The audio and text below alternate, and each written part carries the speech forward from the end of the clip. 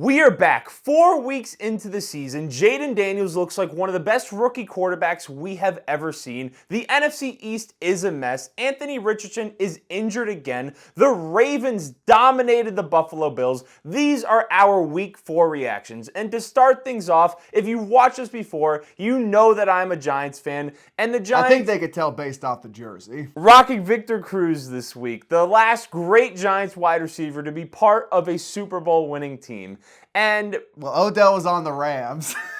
I mean, he was part of a Super Bowl winning team. But he didn't win a Super Bowl with the Giants. You got to throw some more caveats on that one, but go on. And prior to the season, when all of the offseason moves happened, the Giants signed Devin Singletary, they drafted Malik Nabers, they changed around how the offense was going to operate. I said, I don't think the Giants are going to be as bad as Isaiah thought they were going to be, which was a 1 or 2 win team, and I project them to be more in the 5 to 7 win range. As we got closer to the season, we watched preseason games. We saw week 1 where they lost to the Vikings, who now look like the best team in the NFL. My optimism fell completely off a cliff, and I thought they were going to be more like that 1 and 2 win team. But after 4 weeks, I feel more confident about my original predictions prior to the season taking place. I think the offense has looked much better, and Malik Nabers has opened up the passing game. It has allowed Wan'Dale Robinson to be very effective from the slot. Darius Slayton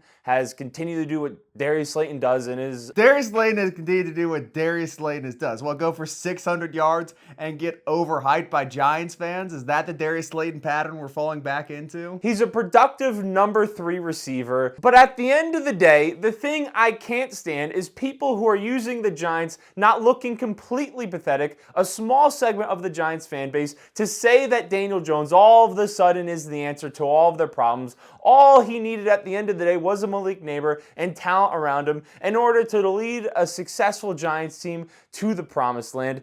And I don't know what these fans are watching. At the end of the day, maybe if you're being generous, he's the 20th best quarterback in the NFL. He's still the worst quarterback in the NFC East. Jalen Hurts, people say, oh, he's worse. He's playing better than Jalen Hurts right now. He's never come close to the career highs of Jalen Hurts. And Daniel Jones has a history of injuries. So the people that are using a 3-game stretch where Daniel Jones was very good against one of the worst defenses in football, beat one of the worst teams in the NFL, and had 5 drives that led to field goals, couldn't score a touchdown, and lost to a Cowboys team that is one of the worst Cowboys teams that we've seen in recent years. I think the offense looks a lot better with Malik Nabers, and the Giants are winning 5 to 7 games. I really don't know what Giants circles you are moving in, what degenerates you associate yourself with in your free time. I have seen almost the exact opposite reaction from football fans in general, trashing Jones this week, saying, oh, he's one of the worst quarterbacks in football. Look at all these throws he didn't hit, made Malik Nabers adjust to a deep ball. It should have been a touchdown, yada, yada, yada. And he is very limited as a passer. I get it. The problem is Daniel Jones is the Giants' future, at the very least through this season, but I truly believe the best bet for this franchise is to hold on to Daniel Jones for 1 more year. I've got a good reason for thinking that, and you're not going to like it, but let's be blunt about this. There are 2 elite quarterback prospects in next year's draft. There's Cam Ward, who is athletically gifted, got all the tools and whatever, and there's Jalen Milroe. Carson Beck's not the answer. Shedeur Sanders is not the answer, particularly behind this Giants offensive line. Anyone else you can name, I just don't think they're quote-unquote generational like we're going to call the top 2 guys. The Giants are not going to be picking a position to take one of those 2. They're either going to have to move on from Daniel Jones with a young quarterback who is limited mobility-wise, who is a mediocre athlete and will get crushed by their offensive line with only 1 good target to throw to, or they're going to have to grit their teeth, pay Daniel Jones for 1 more year, draft a tackle, draft a wide receiver, and move forward into 2025 with him as their quarterback, and then try and trade up, pursue a pick next year, do something to improve at that position. But Daniel Jones is going to be the Giants quarterback for the foreseeable future. I think 2 years, worst case scenario, he's done by the end of this year. All in all, the Giants, bad team, still in that 3 to 4 win range in my opinion. If you're not beating the Commanders, who are you going to beat? What wins are on this schedule? They stink. The only thing I'd add on to that is that I do agree that the odds of them landing Cam Ward or Jalen Milroe, depending on how their draft stock continues to rise as we move through the college football season, do not feel high at this point, because it does feel like they're going to be in some games where they're very competitive. They squeak some out obviously lose a lot more than they win, but they'll probably be picking in the 5 to 10 range again, where not a deep quarterback class. It's not like this previous year's draft class where they also fell out of being able to select one of the top 3. And I think that same thing's going to happen again. Well, one of the top 3 went at 10 in last year's class. We don't need to get into that too deeply. Looking at the Cowboys, they didn't play very well at all. The running game looked better than it has in previous weeks. Still not good. But the big issue, they lost DeMarcus Lawrence and Micah Parsons for multiple weeks. This defense, which has already been struggling, just been pathetic on the ground, could barely get after the pass rush, been getting lit up by everybody, now is missing 2 of their best players. The Cowboys are not winning many games in the foreseeable future. Things are about to get very rough for Dallas. Their next 3 games are going to be difficult. If Micah Parsons forces himself back out there with a high ankle sprain, he's either going to be limited production-wise or he's going to hurt himself. The Cowboys offense, still one-dimensional. It's the CeeDee Lamb show. And hey, it's a great dimension to have. Phenomenal player, but they need more balance. They need more weapons. They need something else, which just isn't on the roster. And I don't know if they make a trade, if they just settle with what they got in the season, but I truly don't believe this is a playoff team. The Eagles are going to obliterate this team on the ground when they play them with Saquon Barkley. I don't care if it's you and me lined up outside for Jalen Hurts to throw to. The Eagles are beating this team. The Commanders are probably beating this team. And I see no future going forward for Dallas in 2024. They also have practice squad corners out there trying to guard these receivers. So everything... Hey, we like the Cowboys practice squad, man. That's where our friend of the program's hanging out, so you watch yourself. Everything is going wrong for them defensively, and on the offensive side of the ball, every doubt that was thrown out there about the Cowboys prior to the season, everything negative I've said about their offense has kind of come to fruition. The only thing propping them up is Dak Prescott, CeeDee Lamb, and Jake Ferguson has some splashes here and there where he makes some nice plays. Everything else, rough. I mean, their tackles were making Kayvon Thibodeau look like the hype that he had prior to the draft where he might be better than Aiden Hutchinson. Like it was somewhat of a reality, which... Just say stinks and move on. He doesn't stink. Empty calorie, man, does not move me. The worst collective backfield in the NFL, in my opinion. Not good receivers after CeeDee Lamb. And the only reason they're beating a New York Giants team is because they have Dak Prescott, who is much better than Daniel Jones, in my opinion. Yeah, enough talking about the bad quarterbacks. Moving on, Jayden Daniels has been phenomenal to start the year. We'll get into some more rookie quarterback discourse later, but since we're in the NFC East, the Washington Commanders are currently leading that division. Only 1 loss, winning in dominant fashion, whooping the Cardinals. And Daniels is the cornerstone of that, the linchpin. He is the one making it all move, holding it all together. And the Commanders are getting flamed a little bit. Cliff Kingsbury is apparently running a college-style offense, and the response to that is pretty simple. If it's a college-style offense, the NFL defensive coordinator should be able to figure out how to stop it. But they can't. Daniels is too much of a threat on the ground where you cannot effectively defend both him and the receivers behind the line of scrimmage. He is going to keep cooking you, lighting you up, and making magic happen on the ground. The Commies are running away with this division. I think a team like the Cowboys, given the cornerback limitations, or maybe the Eagles with just bulldozing with Saquon Barkley could challenge them. But this team is going to win 8, 9, 10 games, be in the thick of the playoff race, and it's all thanks to the resurgence they have at the quarterback position. We know that defense isn't special. We've seen it perform. We know it cannot do much against good teams. Doesn't matter though. They're going to score 30, 35 points a pop and keep games close that way. Jayden Daniels, runaway rookie of the year. Terry McLaurin, career resurgence. B-Rob, phenomenal running back. Underappreciated his first years, finally getting his chance to shine.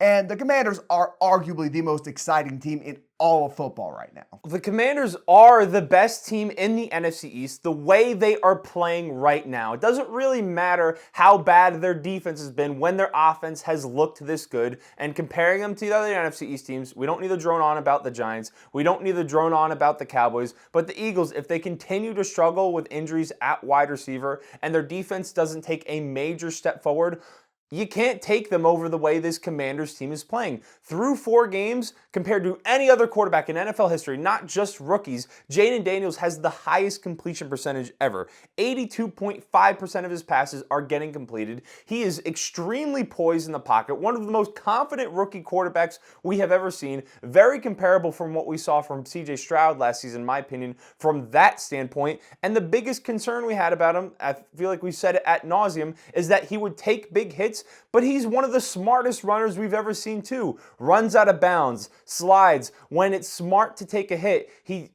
is willing to take that hit and he avoids injury. So everything we've seen from him is incredible. The one question mark we do have about this offense, as you mentioned, the college style. It is not all that long ago we saw another Cliff Kingsbury-led offense in the Arizona Cardinals look like they were the best team in the NFL, unbeatable, started 7-0, only got to 11 wins, and lost in the first round of the playoffs. So the true challenge for this team is, will they continue this offensive production through the entirety of the season? I think they can get it done, because from what we've seen from Jayden Daniels is even better than Kyler Murray that season. But it is yet to be seen. I mean, the problem with that saying, oh, they start 7-0, then they barely made the playoffs and lost the first round, they got injured. If this team gets injured, if Daniels gets banged up, doesn't move as well, yeah, they're going to slow down a lot. They're going to struggle. I don't know if I blame that so much on Cliff Kingsbury as opposed to bad luck, or maybe Kyler Murray not being the most durable guy on the planet. If we're going to talk about, oh, well, injuries are going to slow this offense down, there are 31 other teams we could do that for if push comes to shove.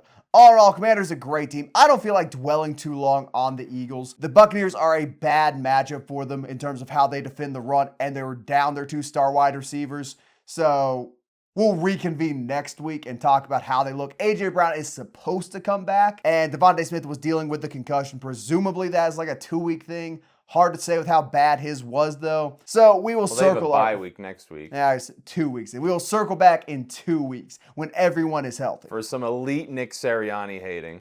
Nick Sirianni's fine, man. Good culture guy. bum. Good culture guy. Anyway, on to a good team. A great team. The Minnesota Vikings, 4-0, undefeated. Last remaining undefeated team in the NFC, assuming the Lions take care of business tonight against the Seahawks. This video will be uploaded after that, so Tristan, flash up on the screen the final score and show the folks at home how woefully wrong I am, if you would please. And you look at the record and say, oh, they're 4-0, they're beating teams in dominant fashion. I did not feel good watching this Vikings game. This team has shown me they are not quite capable of holding a lead just yet. It was apparent in the 49ers game they can let games slip away. They get too conservative from an offensive play calling standpoint. We're running first down. We're probably running second down, throwing a quick little out route. Then it's third and long. We don't feel like taking a risk, so we don't really air it out, put it into tight coverage. Don't let our guys make plays, and then we punt it. They have done that multiple times this year. This offense does not look inspiring when they've got a lead. They get 2 in their shell, and the defense plays way too passively. The blitzes slow down a lot. The pressure isn't there in the second half most of these games, and teams are able to fight their way back into these games. This game was 28-0, and yeah, at some point,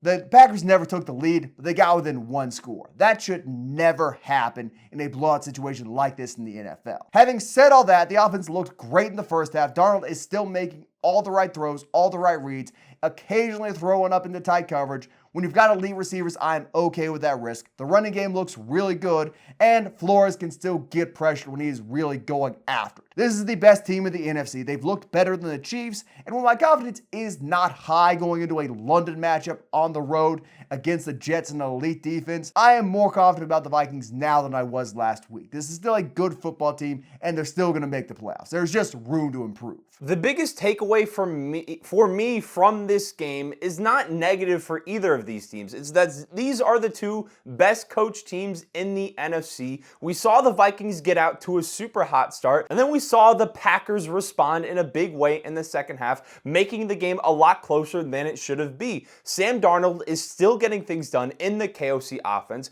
Jordan Addison brought some more talent to that offense to support Justin Jefferson, and pretty soon, hopefully we have TJ Hockenson back, making that offense as prolific as possible. Both of these teams have very solid run games, especially the Green Bay Packers. Jordan Love struggled in the first half, brought things back in the second, threw a couple of interceptions, but he picked things up in the second half and brought the game within striking distance. So I think it was an impressive game for both teams. I would have been much more negative towards the Packers if they didn't pick things up in the second half, but I think even though the Packers don't necessarily have the record because they lost in Mexico to the Eagles and now they lost to the Vikings, they are up there as the second, third, maybe, I think probably second or third best team in the NFC for me right now. So you're going to put them above the Lions. You're going to put them above the undefeated Seahawks. All right. You're going to put them above the Red Hot Commanders. You do that, man. You do that. I'd put them above the I'd put them above the Seahawks. The Lions are where it gets a little dicey. Above the 4. I guess the 49ers are the hospital Niners right now, so it's hard to make a good read on them. As for the Packers, Jordan Love stands up to the blitz very well. He's a little bit nervous in that first half. The MCL not quite there, or maybe the confidence not quite there in the MCL. Once he started seeing it better, once Flores dialed back a little bit less, Love looked like he was the guy in those last 8 games of 2023. He's probably going to be a bad matchup for the Vikings when they play later in the year and potentially in the playoffs. Do not look forward to that. Missing Jaire Alexander hurts, but at the same time, Jordan Addison victimizes Jaire Alexander on a routine basis. So I'm pretty confident the Vikings offense still is moving at a brisk clip if Alexander is on the field. All in all, very good football game. Vikings teams in years past would have found a way to lose this game. They would not have responded when the Packers got to 1 score. So I'm a little bit happy with that. Will the thrill, still thrilling. And there's really not much of a debate with how badly the Bills got beat. The Vikings look like the best team in football right now. Now, some Chiefs fans in the comments are no doubt typing to themselves, oh, how can he say that? The Chiefs are the reigning Super Bowl champions and 4-0. Well, the three-peat is not happening, ladies and gentlemen. Rashee Rice, gone for the year thanks to the heroic actions of Patrick Mahomes. Hollywood Brown, probably gone for the year. Isaiah Pacheco, gone 6 to 8 weeks, getting screws in a metal plate in his ankle. Who knows if his running style is still going to be as hard-nosed once he gets back. This offense looks terrible. They scored 17 points, should have been less. Mahomes had a bad turnover. All in all, you cannot watch this Chiefs team play football and feel confident in it. They're undefeated, yes. They play an easy schedule, yes. But they have not been truly tested by an elite team firing on all cylinders. Beating the Ravens in week 1 when Derrick Henry has not fully matriculated into that offense does not move me. Beating a Bengals team who has barely gotten 1 win this season does not move me. This is not a great football team. It's a good football team. It has Andy Reid coaching. It's got a great defense, and it's got Patrick Mahomes. That is going to be enough to get them to maybe 12, 13 wins into the playoffs. But this is as mortal as the Chiefs have looked at any point in the previous 3 years. And I know you're going to say, oh, it's early in the year. The Chiefs never try, whatever. These guys aren't coming back, man. Rashee Rice is not a part of the Chiefs' long-term goals anymore. Hollywood Brown's not part of the Chiefs' long-term plans. Travis Kelce only has about 5 or 6 good games left in him before his body goes kaput into a cloud of dust. We are going to be watching them limp into the playoffs with, God, what is it? With Kareem Hunt as their leading offensive weapon. This is not a good team. This is not a team which is going to three-peat. You just said they were good. It's not a great team. I want to say it's not a good team. I really want to say it's not a good team.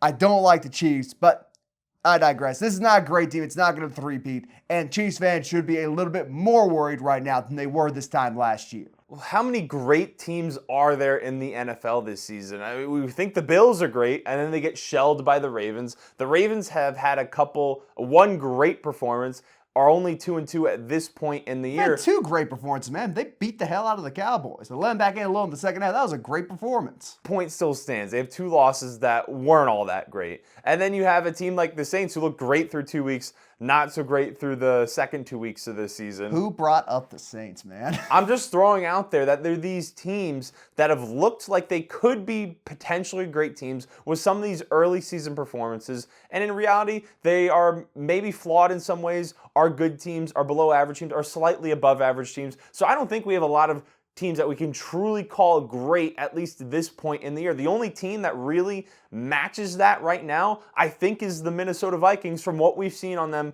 from the defensive side of the ball and the offensive side of the ball. And when it comes to the Chiefs, they're still going to be a playoff team. They're going to win enough games to get there. And at that point, maybe Marquise Brown makes his way back. Maybe Isaiah Pacheco makes his way back. Maybe they make a move for an Amari Cooper before the trade deadline.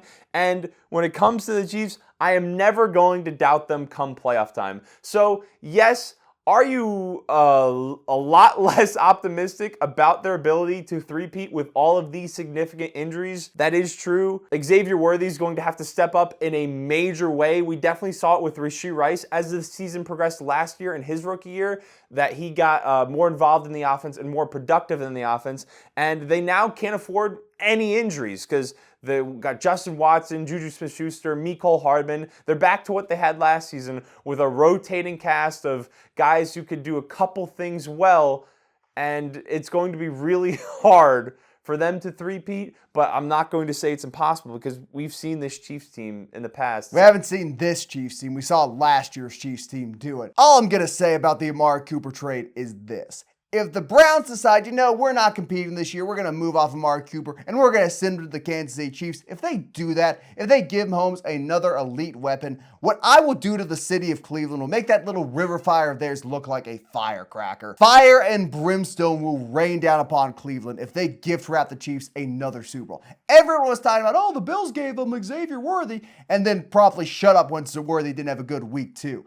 If the Browns legitimately hand gift them Amari Cooper, I'm going to lose my mind. That is collusion of the highest level, of the highest order.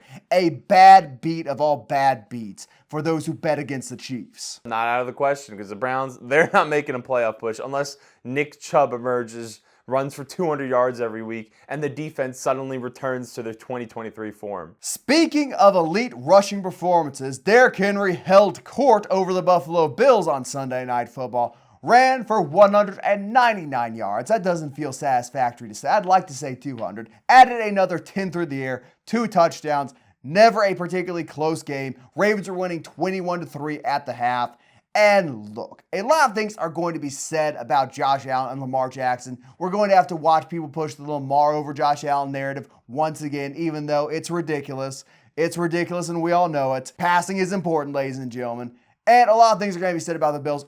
They're pretenders. They're only playing bad teams. The Bills are still a very good football team. The Ravens are a better football team than we may have been giving them credit for. Henry has finally found his way into that offense and looks to be firing at all cylinders and then some. And all in all, I think these are two of the teams you should be picking to come out of the AFC. A bad loss on the road does not move me one way or the other, particularly 1 month into the year. The only thing I've got is praise for Baltimore. I'm not abandoning hope for the Bills. I'm not going to say anything rude about their receiving core or their non-existent offensive line or their defense who could not stop a small child running the ball. That'd be rude. That'd be disrespectful. I'm not going to say any of those things. I don't know even what I'm talking about. Well, for the Ravens, every single week their run game has gotten better. They've integrated Derrick Henry into their offense better every single week. And we've said this ad nauseum for the last 3 or 4 years when it comes to the Baltimore Ravens. They are the best team in the NFL when they decide to show up. It is just a matter of them showing up. And if they start to have a bad game, sometimes it does not go all that great, and they don't have the consistency of a Chiefs team or the Buffalo Bills when it gets to playoff time and in some big key moments where the game is close. So this Ravens team, at their peak, as do all the other Ravens teams we've seen, are the best team in the NFL. Derrick Henry was phenomenal. You spoke about not wanting to doubt the Bills. I think if you're trashing the Bills and think all of a sudden they're a bad team and that Stephon Diggs leaving them, this proves that that was a bad decision. The receivers are worse. I think that's a silly narrative. I agree with everything you said. 4 weeks into the season, they're still going to be good. They're one of the 2 teams. You still have to have the Chiefs in there, so maybe still one of the 3 teams. No, you don't. You really don't have to have the Chiefs in there. We can be brave. We can take a big step forward. No. You're scared. It's okay. You can't doubt Patrick Mahomes. I'm doubting him. I'm doing it right now. I'm doubting him. Show him the podcast clip. I'm doubting him. I'm not doubting the Bills for the rest of the season. They still have talent all over their offense. Defensively, you're not going to face Derrick Henry and Lamar Jackson every week. So great win for the Ravens. Not a good loss for the Bills, but I think no such thing as a good loss, man. But calling something a good loss is coping done by fans. I will say the Ravens are the best front-running team in football. If they get a lead, they're not giving it up based off how well they run the ball. Just one of those things. Can they get early leads in the playoffs? Doesn't appear so in recent years, but the playoffs are a long, long way away. Speaking of hypermobile athletic quarterbacks, Anthony Richardson is once again hurt. And the way he got hurt this week really upsets me because he banged up his hip, exited the field, came back a few plays later, ran another option play, decided to run the ball again, got hit again, and then went back to the locker room and was done for the game. And this is legitimately coaching malpractice. Jobs should be lost. Heads should roll over this decision. You have the franchise, the future, a hyper-athletic quarterback who needs as many snaps as possible because he's not refined as a passer? Why are you so desperate to get an extra 5 yards on second down that you are risking his long-term season health in an attempt to win a Week 4 game? Are you that concerned you're going to lose your job? Is your organization that much of a poverty franchise? Or do you just have that much faith in the elite quarterback that is Joe Flacco to come in and win you football games? I am very upset with how the Colts have handled Anthony Richardson so far through his first 2 years. I don't think that particular decision matters all that much, but when it comes to Anthony Richardson, it's at the point where the talent that Anthony Richardson is glaringly obvious. But his flaws are glaringly obvious. Not an accurate quarterback, often completing 50 to less than 50% of his passes, and it is clear he needs as many snaps as possible in order to develop that part of his game and develop as an NFL passer. But if he continues to get hurt 2 weeks into every season, 4 weeks into every season, he's never going to get those reps. And on the flip side, Shane Steichen has proved that he is a very good offensive mind. When he got hurt last year, he led the Colts very close to a playoff run. And now, with a veteran quarterback that has seen every defense possible, that still has a more than capable arm in Joe Flacco, he goes in there,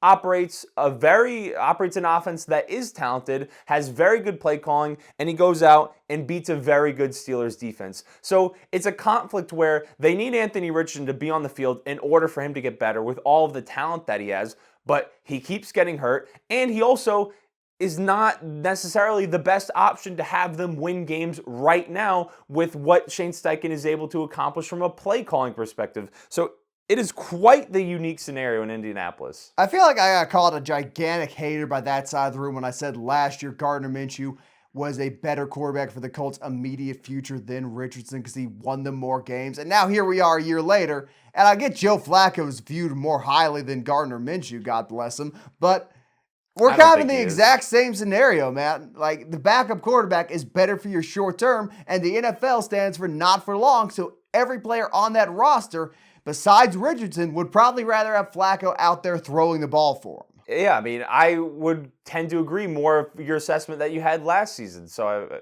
I don't know what you're getting mad at me for. Over on the Steelers side of things, last year and the year before, Bears fans would go to the dirt to defend Justin Fields. You'd look at the stat line, he'd have 130 passing yards on 42 attempts, 50 rushing yards, 2 picks and a fumble, and they lose the game by 30. And you would hear, it's not his fault, it's not his fault, it's not his fault. Blame anybody else. Now, those exact same Bears fans are glorying in Justin Fields' loss this week. Because, and I quote, oh, he was the one who lost the game. He was the one who fumbled the game away, who did not get the snap directed right to him, lost the Steelers all their momentum, yada, yada, yada. You people are idiots and hypocrites. Justin Fields played very well and arguably the best game of his season. That one fumble was bad, yes, but I'm not blaming him for the snap bouncing off his head in the final drive. That looked to me like a miscommunication between the center and the rest of the O-line based off the left guard leaning over and talking to the center when he snapped. That one is not on Fields. Fields played great. Best passing performance of the year, effective on the ground, was the only reason the Steelers ever got in this game. Shout out to Darnell Washington, played a very good breakout game.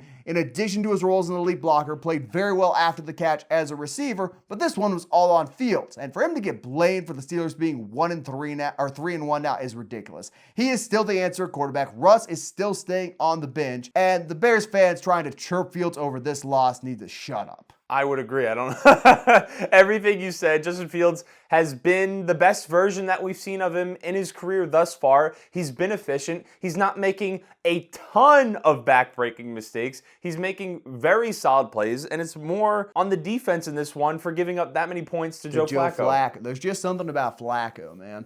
But speaking of the idiocy of the Bears fans, let's talk a little bit more about Caleb Williams. And I'm a fair man. I will give credit where credit is due. Caleb Williams had arguably the best game of his young career. Did not have a horrible back-breaking interception, threw a touchdown, was somewhat efficient through the air, and all in all, was not why the Bears lost the game. In fact, I'd say he was a big part of why the Bears won. I'm saying he's not why the Bears lost the game, which is not the case the last 2 weeks, and was a big part of why they won. Let me finish talking, son. Admittedly, having an elite breakout run from DeAndre Swift, which he's been holding in his back pocket for the past past few weeks helped. I'd say playing the worst defense in football, which has allowed the most yards and the second most points through 2 weeks for 3 weeks, also helped. But a promising sign from Caleb Williams. Could he be better? Certainly. Missed a wide open DJ Moore to the point where Bears fans are trying to say, oh, well, DJ Moore stopped running. No, that ball was just thrown out of his reach, man. I think DJ Moore can realize a ship has sailed.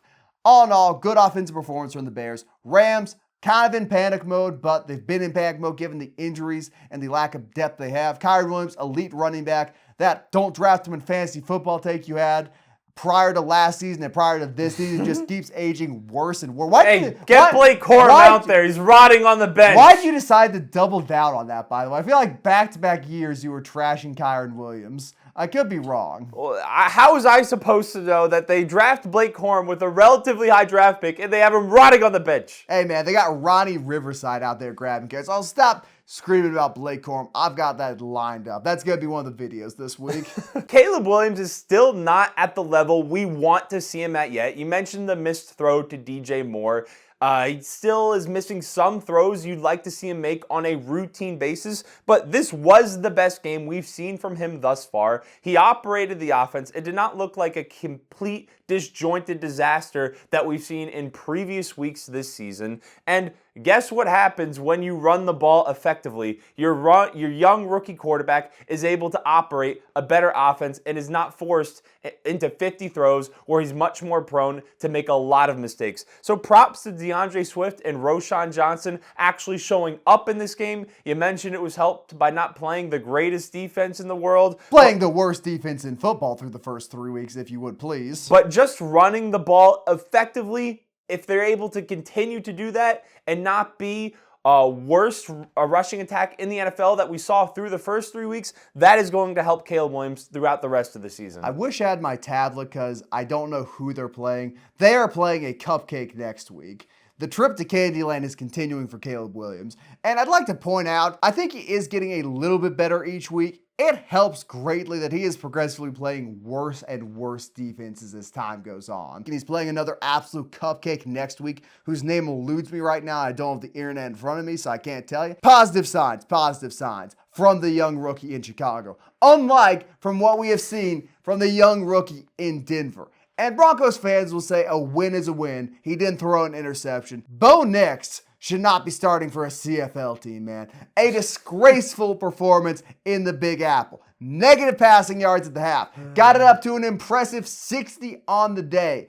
Threw a touchdown to a wide open receiver who I could have hit in the back of the end zone. The only reason the Broncos escaped this game with a W is because of how bad the Jets offense looked in the face of that Broncos defense and the idiot kicker on the Jets missing a 50-yarder to win the game. Everybody's making 50-yarders this year except that jabroni in New York. Greg, we're going to cut off your leg, man. Bo Nix was really bad. 60 passing yards is not something you like to see out of your young rookie quarterback. But if there is a game where your young rookie quarterback is going to have a bad performance, it is going to be against one of the best defenses in the NFL in bad weather. So I think you're overblowing how much this bad performance means for the rest of his career. Yeah, if only I had 3 other games to look at and say, oh yeah, he stinks in those 3 too.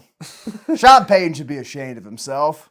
Let's recall the offense to Bo Nix's strengths. What strengths does Bo Nix have? He's sneaky athletic. He gets out of bounds. He gets productive rushing yards. He moves around the pocket. Doesn't have a ton of talent around him.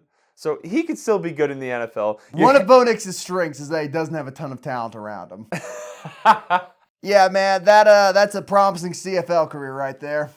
Good luck, man. The Stampede and is they calling. actually won. The Birmingham Bucks are calling. That has been our reactions to Week 4 of the NFL season. Let us know what your biggest takeaways are. If you want to check out Underdog, use code Thicc. Gives you extra bonus cash. Like the video, subscribe, and we will see you in the next one.